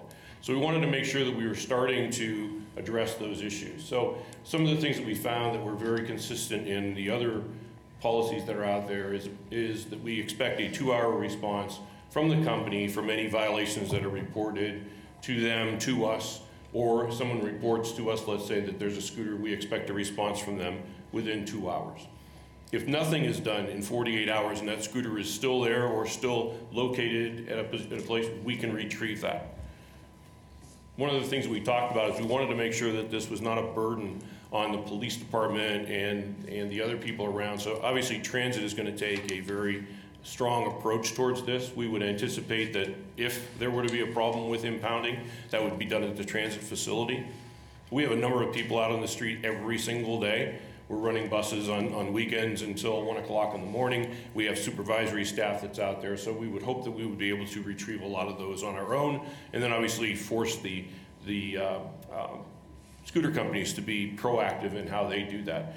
Again, one of the things that we found is Bird and Lime use the subcontractor charging type system where individual people can go out, retrieve after an agreement, and bring scooters back. We're finding with the smaller companies now, they actually will have a representative, a city manager, they will have a location, and when the scooters shut down, they actually go out every night, collect them, bring them back, repair them, charge them, and then take them back to their hibernation points, their bird nests, so that people are there for the next day.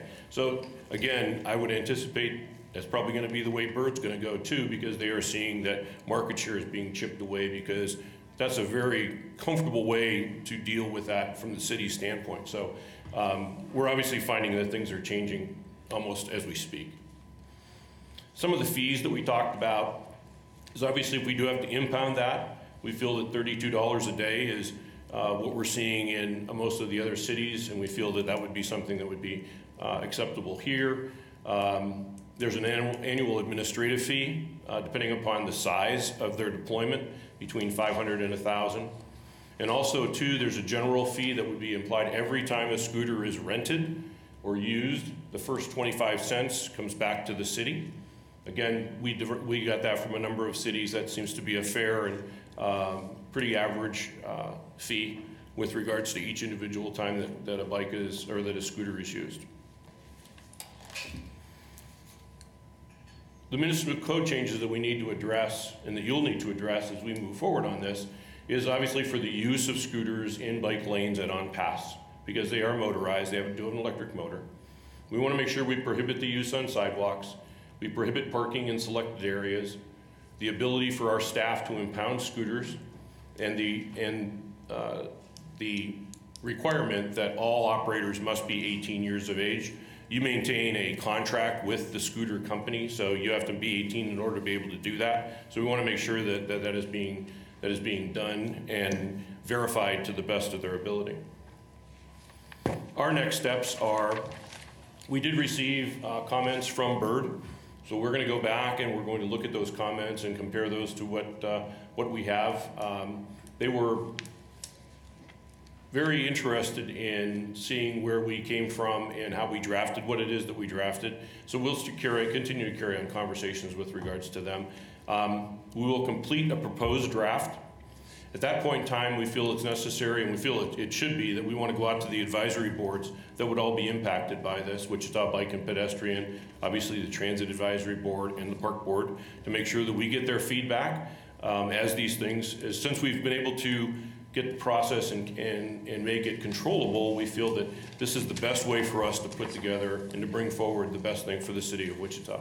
And then obviously to bring it to you for consideration for the pilot and potential ordinance changes. If that were to be successful, we would start out with a pilot evaluation with any scooter companies that wished to deploy in Wichita. And then beyond that, obviously, long-term arrangements that would be made with regards to anybody that wanted to stay beyond their pilot if they found that it was successful.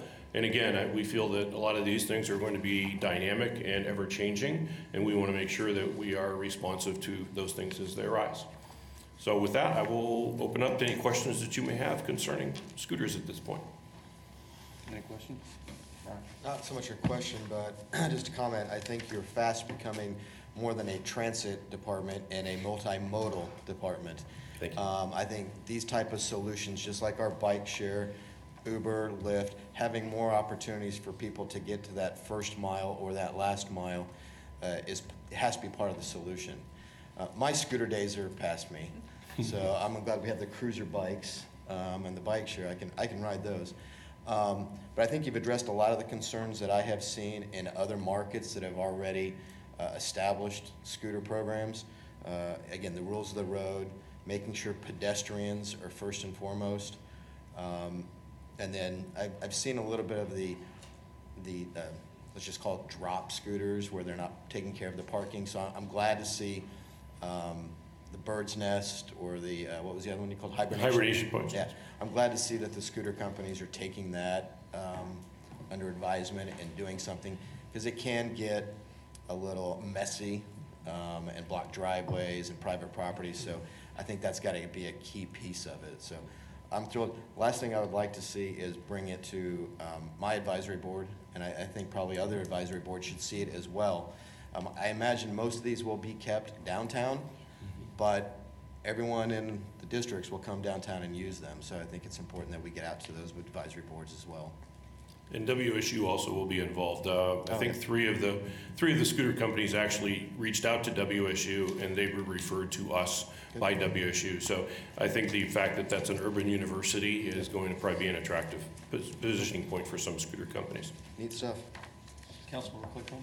Yes, I have some questions as I was looking through this. So do they use programming to create those no scoot and slow scoot zones? So Yes, it's programmed into the... Yes, they do. And then I know you explained this, Mike, but can you tell me again, how do they get recharged? There's two different modes that we see now. Bird uses what they call independent contractors. So someone signs on with them to be a charging person. At the end of the night, let's say at 8 or 9 o'clock, whatever time they shut off, they immediately receive a report of where scooters are, and then they go pick up as many scooters as they can or have agreed to charge, take them back to their homes or wherever it is they do that, and they charge them up. Gotcha and Wind and Razor actually employ people in the cities that they are in, and they have warehouses where they keep new scooters, they have a repair station, and they do all the charging themselves. And then they redeploy them back out tonight. So that seems to be the way the market is going, so I would anticipate that's probably what we're gonna see. If Bird deploys here before they change their model, then we would have 2, but those are the only 2 right now. Okay, but they pick the scooters up, take them somewhere to be charged, and then Yes. put them back out. And then you were talking about these bird nests or hibernation points, but scooters can be left in other places besides those with what we're looking at now. I'm just a little concerned about avoiding clutter. You know, I've been in some cities where you just see them wherever. So I guess we'd want to see that during the pilot, how that works out. And then how do we enforce no sidewalks? That's the one thing that everybody asks, and it's like helmets too. They all have programs to encourage helmet use. Now, when someone logs on, there's a screen that comes up that tells you all of the requirements. The issue is, how do you get people to comply with those requirements? That's something that's going to be ever evolving with regards to that. We don't want to turn this into the police having to monitor whether people are using those on there. So that's a very fluid topic. We would probably rely on the other scooter companies have this. Scooter company that used to have a strike program. Now they can track where those scooters are at all times. So Bird has a 3-strike program. So after 3 strikes, you're no longer permitted to rent their scooters. The other ones have varying different degrees. So I think from that standpoint, it would have to be that we are emphatic in what it is that we require the user to do, and we also are emphatic with what we expect of the provider with regards to monitoring those things and making sure that best practices, but also enforcement is kept up with regards to that too. Okay. The other thing related to that, there's a big time lag between the 2 hours and the 48 hours. You know, the 2 hours where we call them and say, hey, one of your scooters is in violation, and then 48 hours. So in the meantime, those scooters could be still in a clutter area or blocking a driveway, or, well, I mean, I suppose we would just move it out if it was blocking a driveway. But I think we have to think about that. I'm concerned about that between 2 hours and 48 hours. Yeah, our original thought on that was that more than likely it may be a vendor or let's say a restaurant or someplace that would say, hey, this is here, and would pull it out of the way, and we would have some time. But probably each individual circumstance would have a different response. But again, with what we have on the street as far as resources with transit, we could adjust those based upon whatever the need was. If we got a call from a restaurant owner that said, hey, get this out of here, we could very easily do that. Yeah, because I don't want them to feel like they have some sort of liability or something, you know. I agree. And then as I was looking through the pilot operating agreement, I was looking through all the places that they cannot park. And it says metered parking spaces or parking spaces with designated time restrictions. But we, right now, I know we're doing the parking study, but right now we have parking spaces in downtown that are neither of those. They're just an open parking space. And so a scooter could park there with. That's our original, that's where we think we are going to be at, is that if it's a free parking area, that scooters should be allowed to be able to park there. Okay.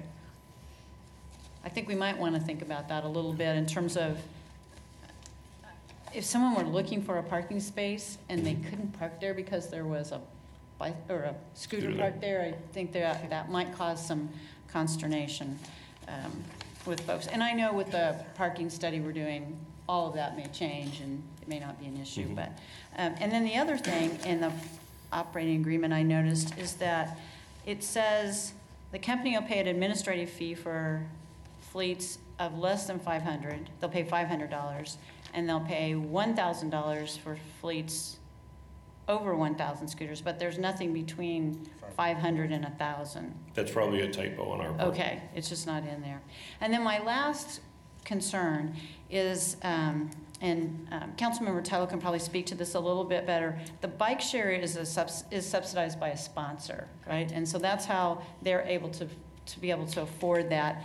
And so I have a concern that if at some time a scooter company comes in and then decides that they're going to leave the market, that there is something in our agreement that all of their stuff goes. Okay. You know, that there's not some cleanup left to the city to do, whatever that looks like. So I'm excited that we're looking at this. I think it'll be an interesting pilot once we get to that point. I also agree with Councilmember Fry that I'd like that to come out to my dad too. So thank you. One of the things that Bird brought forward, which I was a little surprised at, they actually found that bike share utilization in certain areas, especially like our downtown area, is actually increased when scooters come in, because you get more people that are coming downtown and looking for an alternative way of being transportation. So they may not want a scooter, but they want a bike. So actually they've seen an increase in bike share usage. So that would be a great side effect if that's the way it actually works in Wichita.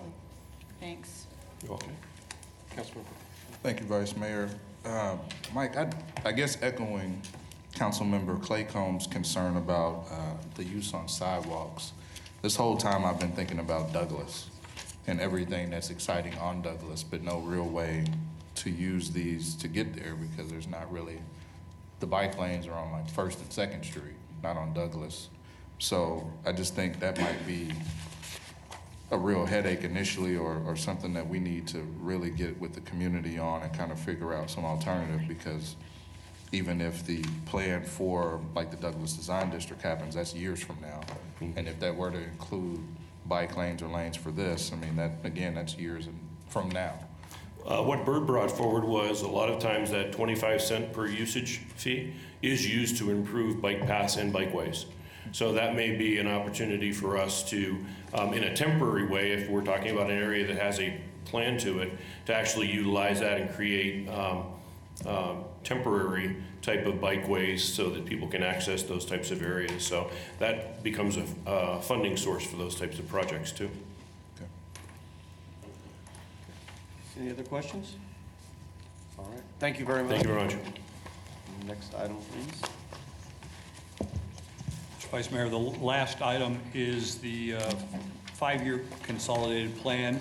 This is every 5 years we are required by the federal government to put together a plan that shows how we anticipate spending primarily our CDBG, home, and ESG money. And we've been through a process to prepare a draft, and that's going to be shared with you from John Hall. Great. Good day, Vice Mayor Blumenbach, council members, city manager, and neighbors.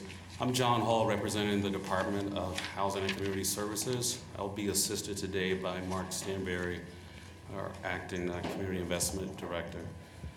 I wanted to take time to go over our proposed HUD consolidated plan and just really make sure everyone in the community is aware that our 5-year planning tool, in which we tell the federal government how we propose to spend funds that they give us on an annual basis, is being drafted for the years 2019 through 2023. And so we have the consolidated plan that is supposed to do an environmental scan, the needs of the community in low to moderate areas of the city. We are to set priorities, goals, and propose activities for these entitlement grants. So it's a 5-year lookout period, but with each year within those 5 years, we do an annual action plan. So staff has been working to devise the next 5-year consolidated plan as well as this first year annual action plan together. I will ask Mark to come up and walk you through our current status of how we have been using funds over the last 5 years. We'll walk you through our 3 entitlement grants. We'll talk about proposed changes, and then we'll talk about any considerations that I want to put before you today at further length. Thank you, John. Good morning, Vice Mayor and council members. Just briefly, an overview of our entitlement grant programs. We have our Community Development Block Grant, or CDBG, Our last award for the 2018-2019 program year was $2.8 million. It addresses a variety of community development needs as well as housing. Our Home Investment Partnerships program, or the HOME program, is all about affordable housing. Our latest grant for the 2018-2019 program year was about $1.5 million. Oh, just briefly, Emergency Solutions Grant is utilized to address homeless needs, homeless shelters, homeless prevention activities, and our latest award was $230,000. Just to touch on each grant briefly, as I mentioned, our latest grant amount for ESG was $230,000. We utilize these funds to provide funding for emergency shelter support. Usually about 7 homeless shelters receive funding through the program. 2 organizations receive homeless prevention funding, and we also administer the Rapid Rehousing Program for individuals and families who are literally homeless in our Housing Community Services Department. We also provide funding to the United Way for the Homeless Management Information Systems support, and then there's also our administration. The ESG activities intertwine with our own Housing First program to provide a good system of support for homeless activities and homeless prevention activities, and also to end chronic homelessness. Our HOME program, our latest funding with program income was about $1.5 million. The emphasis with the HOME program of late has been infill single-family housing development in our neighborhood revitalization area, and also in the infill development incentives area. We fund primarily development subsidy loans for the development of the houses, and then the home buyer down payment assistance is used to assist buyers in purchasing those homes. We also fund 2 organizations per year with CHOTO operating support funds, and also our administration. For CDBG, last year for the program year 18-19, we allocated $3 million in funding, including our program income that we had available, and this is just our base activities. First off, we have our home repair program. Over the last 5 years, we've assisted over 1,000 households with home repair needs. We had a new activity this year for acquisition development for $100,000. We've provided some funding for MABCD for demolition and clearance, and then our public service activities, which include the 3 community service representatives, our Housing First project coordinator, also youth crime prevention and employment activities, and also domestic violence shelter services. Our planning and administration allocation is $561,000. Just briefly, with respect to requirements of the CDBG program, all activities funded must meet a national objective, which includes to benefit low to moderate income, prevent slums or blight, address urgent community needs as well. It's also used for eligible spending activities within the CDBG regulation, and not less than 70% of spending must benefit low to moderate income persons. And with that, I'll turn the presentation back over to John Hall. So we have 3 entitlement grants. The Emergency Solutions Grant, which is administered by United Way through our Continuum of Care. This particular entitlement grant, we are not proposing any changes for the next 5 years, as well as the Home Investment Partnerships Program, which is entitlement funding that we get roughly $1 million a year that is administered in-house, and we have to have 15% of that go to designated community housing development organizations, or CHOTOs. The next phase of the presentation will really focus on community development block grant funds and some of the ways staff and I recommend that we tweak the program, or for your consideration for discussion, so that we can optimize strategic initiatives and additional programming. So This slide here that says new initiatives, we are proposing to expand our home buyer down payment closing cost assistance program over the next 5 years. Currently, the down payment closing cost assistance has been used exclusively to leverage our CHODOs, our community housing development organizations, to help with their potential buyers to go into our neighborhood revitalization areas. And so we're hopeful that we can expand that program to make it a little bit wider focus throughout the city. The second one is economic development activities. The impetus to add economic development activities for the next 5 years, which is not currently in our present consolidated plan, is to be able to generate more program income. As you may have noticed in the slide that showed how we use our CDBG funding, a third of that goes to home repair, a third of it goes to public services, and then half of the next third goes toward admin. So we don't have a lot of funding left at the end of the day to recycle or generate income. And so if we're able to do some small business technical assistance type of activities, some mixed use development such as retail on bottom, housing on top, do some things of that nature, it will position us to be able to have more program income so that we can do more throughout the city.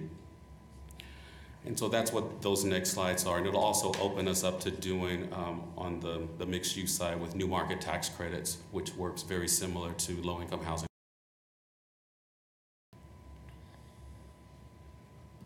Staff and I are also proposing that we have high priority funding areas for the next 5 years.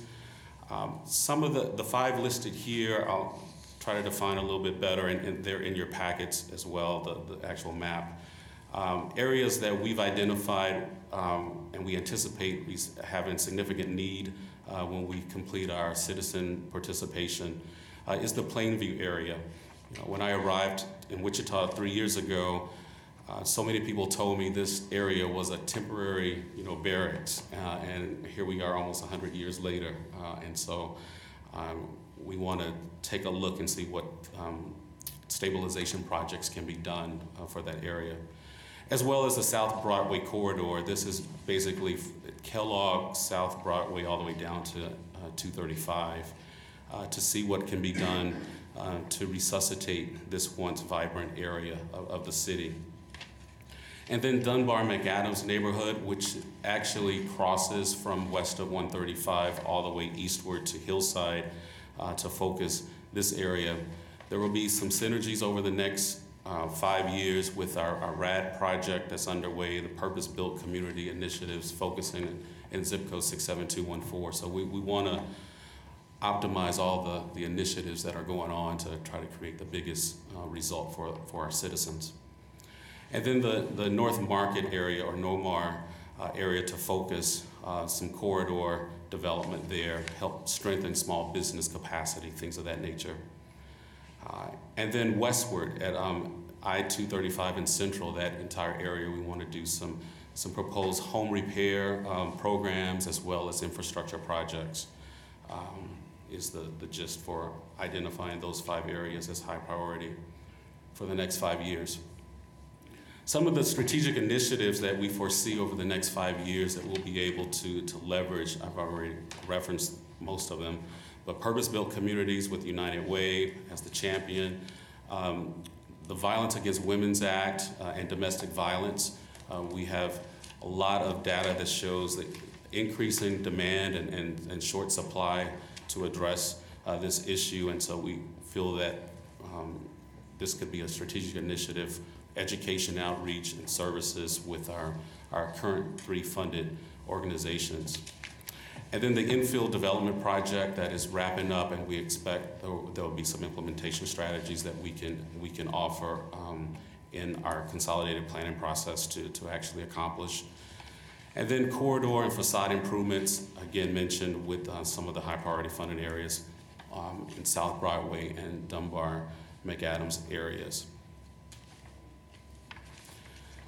For your consideration today, I'd like to talk about a concept of sustainability as we try to develop, as we try to help organizations become sustainable, expand their capacities, but also help emerging organizations to also meet needs of the communities. So this first bullet here says 3-year funding concept. So many of our organizations apply year after year to meet our needs and our request for proposal. And so what we would like you to consider is to allow a 3-year funding max, and then with a comma, subject to available resources. The idea here is if we fund an organization 3 years consecutively, that organization would not be immediately eligible for the next round of funding unless we have available funding. The idea is to help organizations that are trying to meet other business needs of the community that fit and align with our consolidated plan to have an opening to get in and build their capacity. The second concept is to have a 40% cap on total project cost participation. This concept aligns with our unsolicited proposal policy that exists. I think it's been in effect almost 2 years now. So basically looking at an organization's program budget, their total program budget, and to align it where they're leveraging our dollars and not asking us for to be wholly funded by the city. Then the other consideration is status quo. We can always continue down the road that we have been. So those are the 3 considerations I would like to throw out to you for either discussion or facilitation by the city manager. Mr. Vice Mayor, if I could, what I want to put some context into what John just described and kind of reemphasize. If you look at slides 8, 9, and 10, those new initiatives, high priority funding areas, and strategic initiatives, if we continue to do what we're doing today, we'll not be able to make progress in any of those areas. So what John has said is if you want to continue the use of these federal funds as we have in the past, then those will be your priorities going forward. If you want to make headway in the corridor areas that we've listed here, and by the way, you should have recognized most of these because these are things you've been talking about most of them over the last couple of years in conversations with John and his staff as well as with me, and you've heard this from your community as well. And there are some areas that would be pretty big initiatives that we just wouldn't be able to address today. There are 2 issues that I think are important. The first has to do with the ability to generate program income through economic development initiatives. Originally, as I was talking to John, I said some of these projects may be a little higher priority than some of the economic development projects. But what he pointed out is in an area of low and moderate income, not only are you influencing employment, you're also producing income that can be used to help with some of these other initiatives, which I think is a really key point. And then the other issue has to do with some difficult decisions that he's outlined for you under sustainability and underwriting. What that would say is if we're going to help an agency, there's an expectation that they will become sustainable after a 3-year period.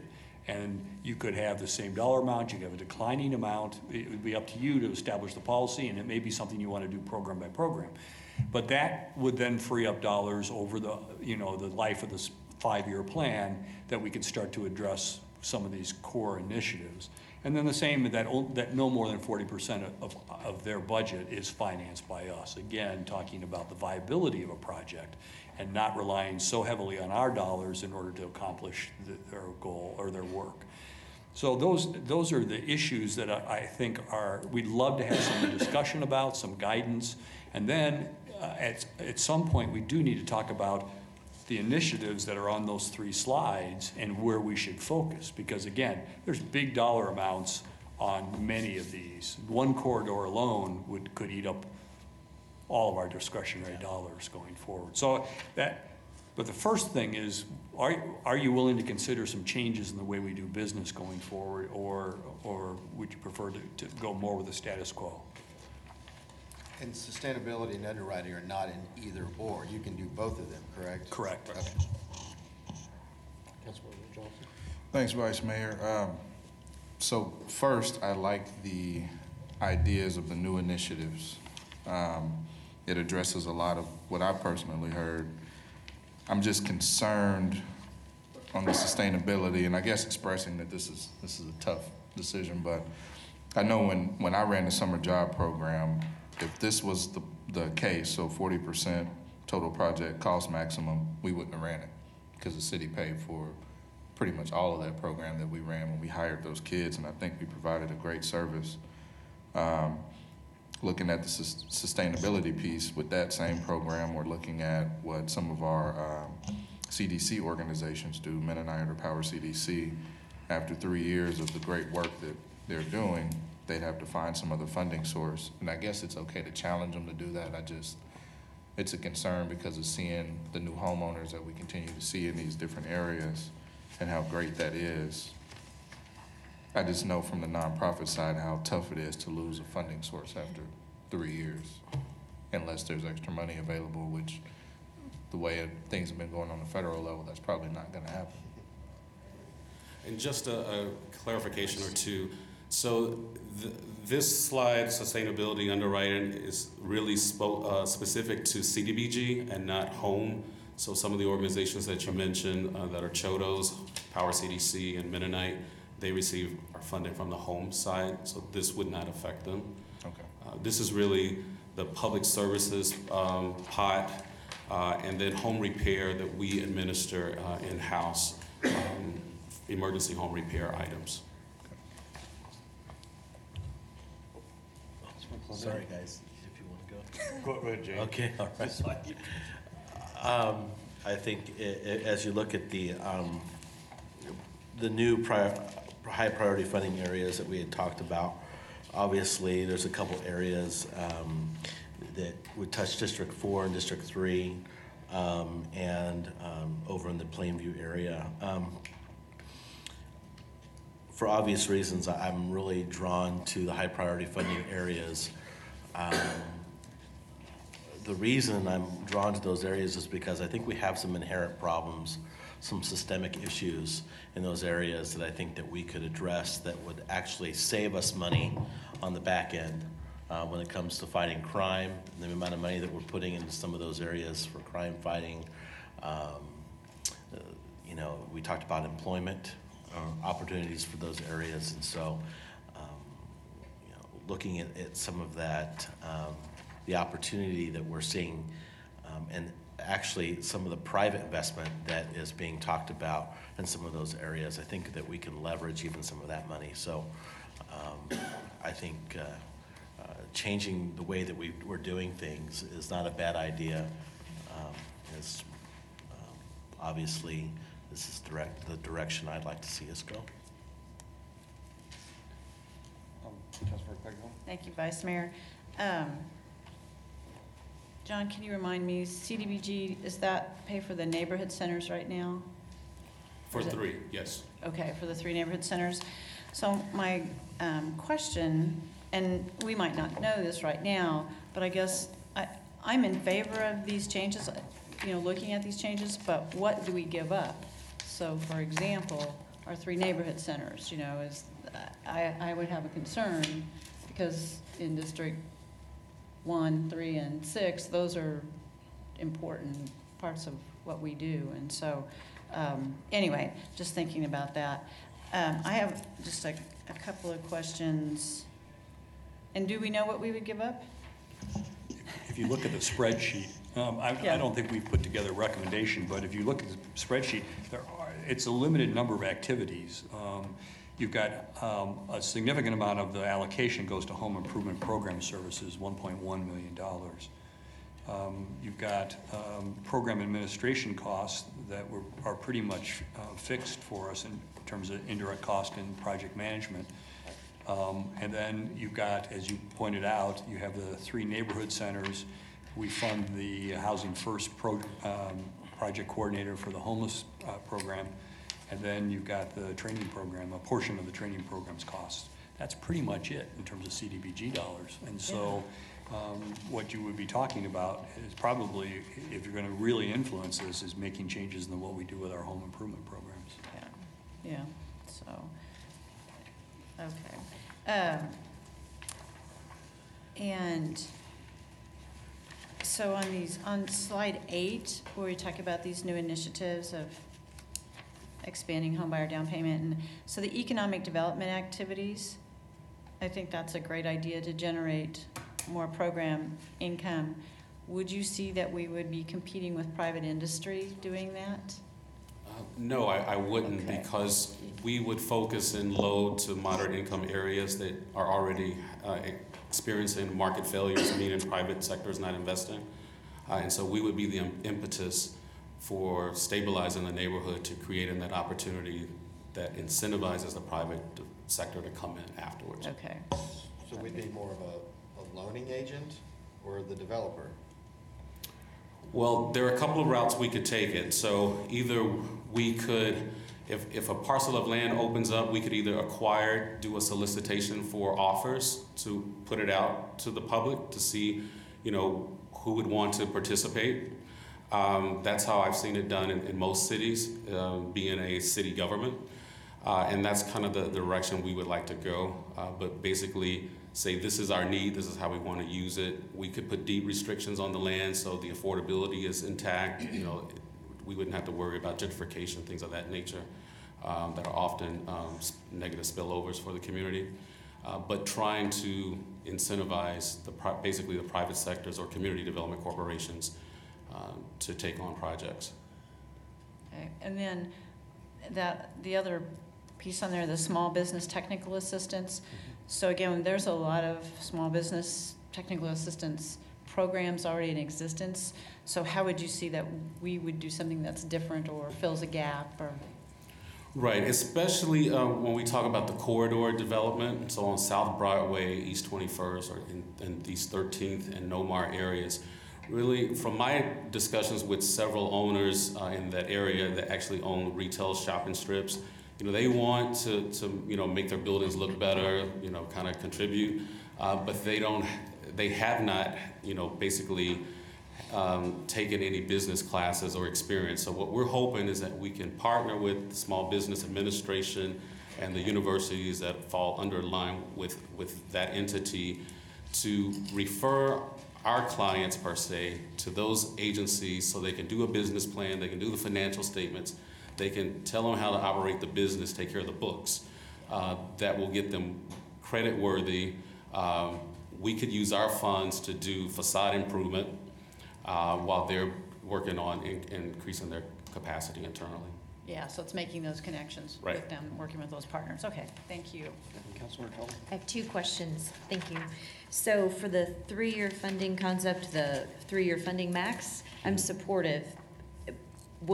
Is that going to start like now, it's baseline and you have 3 years moving forward? Are they grandfathered in? Does that make sense? Right, so our next 5-year plan goes into effect July 1st of this year. So in theory, what we would plan to do is the funding that we would award going forward is that we would start that process going forward. And could there be consideration of having a sustainability plan included in the RFP so that you're training the folks who are getting funding to be able to start looking for other funding so they're not caught in year 3 and then can't proceed with the work that they're doing to Right. serve the community? Certainly. Okay, just a thought. And I just had one more question on the down payment program. What kind of income limits are we looking at for that? So HUD guidelines allows us to go up to 80% of the area median income. And I think currently the city is using 60% area median income, I believe. It's a little bit lower. We can go up a little bit higher. The area median income in Wichita is somewhere around $69,000 for a family of 4.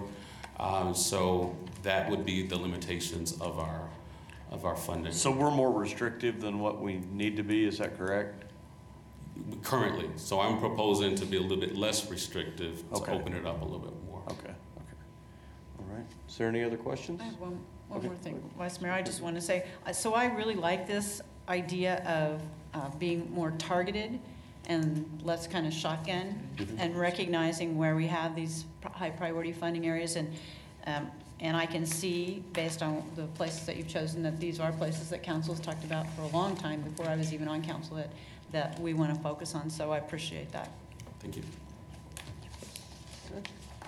Thank you very much. All right, thank you. And at this time, I believe we just want to suspend until 1 o'clock, is that correct? I think the mayor is going to be back pretty quickly. You could go into executive session and just, and do it upstairs on the second floor. Yeah, I think that was his intention. Maybe do it that way. And then, I'm going to guess he'll join us in executive session pretty quickly. Actually, Mr. So we don't need to motion for- suspend. he Yeah, just- you need a motion. Okay, then okay. for that. Actually, Mr. Manager, we would prefer to have executive session in the conference room because we're going to be using the screen there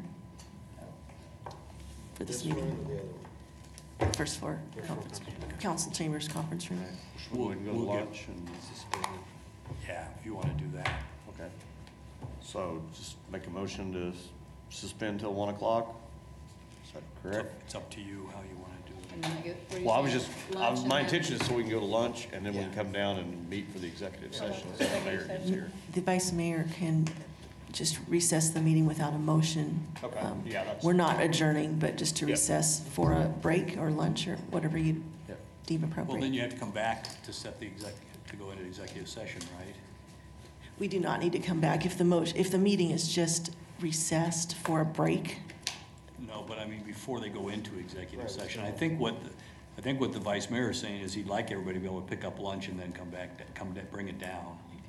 Is that what And I'm then we'll go hearing? into it. And then you go When into the mayor executive gets back session and be out by 1 o'clock of the executive session. What's the proper motion for that? Yeah, let's just do that, bring our lunch down to the conference. So you want to take a break though until a certain time or go? Until, yeah, just so everybody can go upstairs, get something to eat, bring it back down, and then once the mayor gets here, we'll start the executive session. Okay, then we'll need to just, you can just have a break and then we'll come back and make the motion for executive session. The meeting is in progress, you're just calling a break. Okay. So we'll just take a recess for. We'll come back here and the motion for executive session will be made. Okay. Thanks. So you might want to specify at what time you anticipate that motion to be made? Noon. Okay, so we'll be back in meeting. Thanks. I think we're bringing it. No, we can stay up there and then we just come back down here. In half an hour. Right. And then we'll. Less, yeah. Then we'll go into executive session. Okay.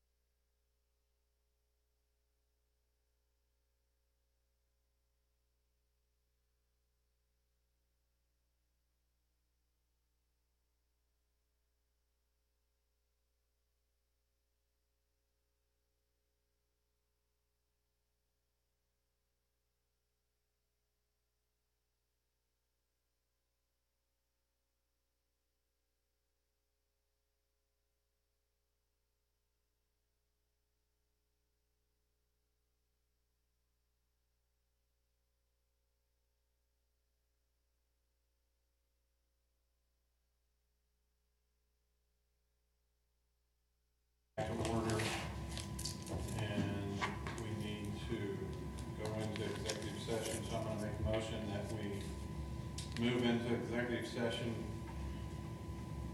We recess into executive session for, let's go 45 minutes. To receive information on a lawsuit pursuant to KSA 754319 for legal consultation with the city attorney, which would be deemed privileged in the attorney-client relationship, pending litigation and legal advice, and that we reconvene back in these chambers. The executive session is required to protect attorney-client privilege in the public interest, and we reconvene back in these chambers no later than 1 p.m. Second. All those in favor say aye. Aye. Opposed?